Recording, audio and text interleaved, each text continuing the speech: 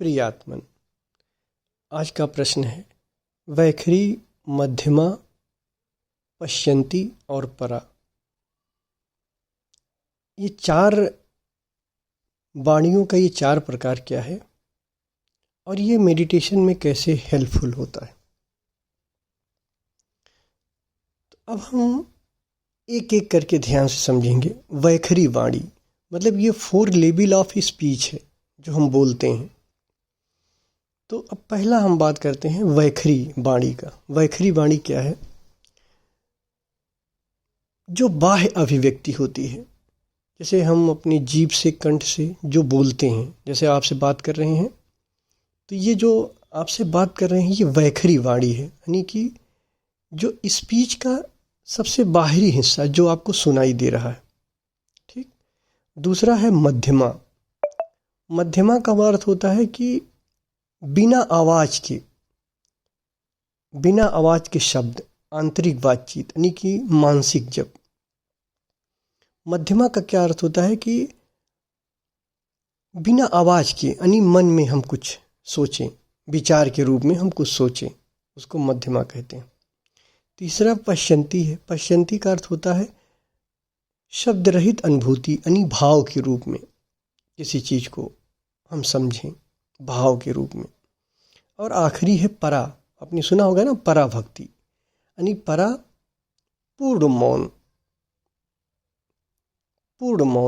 पूर्ण अद्वैत, या इसको पूरा कॉन्शियसनेस कह सकते हो, फुल कॉन्शियसनेस, है ना। यानी कि वैखरी एक तरीके का हुआ कॉन्शियस एक्सप्रेशन, मध्यमा हुआ सबकॉन्शियस डायलॉग जो अपने भीतर हम बोलते रहते हैं। पश्यन्ती यानी प्री वर्बल, एक तरीके से जो होता है ना प्री वर्बल कंजेशन। और परा यानी प्योर अवेयरनेस। ये चार चीज़ें आप समझ पाए होंगे। अब क्या होता है कि जैसे मैंने पहले भी बताया है, ध्यान से समझिए। जैसे कोई मंत्र है, तो मंत्र को जब आप बोलते हो, जैसे ओम नमः शिवाय, ध्यान से समझिए, ओम नमः शिवाय मैंने बोला, तो जब ओम नमः शिवाय बोला तो पहले जब हम मंत्र का जाप करते हैं, मेडिटेशन में कैसे हेल्पफुल हो, ये कैसे हेल्पफुल होगा उसके बारे में हम बात करते हैं। तो अब पहला जैसे वैखरी के रूप में क्या करेंगे, जैसे हम ओम नमः शिवाय का जाप करते हैं, मान लीजिए, तो हम बोलेंगे ओम नमः शिवाय, ओम नमः शिवाय, ओम नमः शिवाय, तो शब्द के रूप में बोलेंगे, ठीक, यानी प्रकट फॉर्म में बोलेंगे और उसको सुनेंगे, यानी बोलेंगे भी और उसको सुनेंगे भी। तो जब बोल के उसको सुनेंगे तो वो हमारे होश को बनाएगा, हमारे भीतर एक होश डेवलप होगा, ठीक। फिर धीरे धीरे जब हम वो अपने आप मंत्र सिद्ध हो जाएगा, मंत्र चलने लगता है एक बार, अब ऊपर से तो याद आ गया, अब हम उस वाणी को सूक्ष्म करते जाएंगे, यानी ओम नमः शिवाय को अब हम मन में जाप करेंगे, ठीक। मन में जाप करेंगे तो मन में उसको देखने के लिए और होश की ज़रूरत पड़ेगी। तो जैसे जैसे मंत्र सूक्ष्म होता जाता है, हमारा होश बढ़ता जाएगा, यानी कि मन में हम और सूक्ष्म जाप करेंगे उसका, मध्यमा में बिना आवाज के बोलेंगे। फिर तीसरे पश्यन्ती वाणी, यानी कि फिर हम शब्द रहित अनुभूति, यानी भाव में आ जाएंगे। ओम नमः शिवाय बोलेंगे भी नहीं, उस भाव को जिएंगे। अब उस भाव को जिएंगे यानी कि वो और गहरा हो जाएगा और सूक्ष्म हो जाएगा। यानी इस बीच देख रहे हैं हमारा होश बढ़ता जा रहा है। पहले हम शब्द को सुन रहे थे, फिर अपने मन में विचार को सुन रहे हैं, अब हम भाव को सुन रहे हैं, ठीक। फिर और गहरा होता जाएगा। फिर एक दिन ऐसा आएगा कि भाव भी खो जाएगा और हम पूरी तरीके से तरंग, ऊर्जा में अनुभूति कर पाएंगे, जिसे परा के रूप में उसको देख पाएंगे, परा वाणी। इस तरीके से अगर हम मंत्र को देख लें तो अब हुआ क्या रहा था, इसमें हमारा होश बढ़ता जा रहा है। पहले हम शब्दों के रूप में मन लिए, फिर विचार के रूप में लिए, फिर उसको भाव के रूप में लिए, और गहरा हो गया, अब वो और सूक्ष्म हो गया, यानी कि तरंग के रूप में आ गया। धीरे धीरे वो प्योर चेतना के रूप में आ गया। तो ये हो कैसे रहा है, होश को बढ़ने से, यानी कि जैसे जैसे हम शब्द को सूक्ष्म कर रहे हैं वैसे वैसे हमारा होश बढ़ता जा रहा है। अब बताओ, अगर हम वाणी से कोई शब्द पढ़ रहे हैं, जैसे ओम नमः शिवाय पढ़ रहे हैं, तो ओम नमः शिवाय को सुनना बहुत आसान है, वाणी से सुनना, क्योंकि कान से भी सुनाई दे रहा है।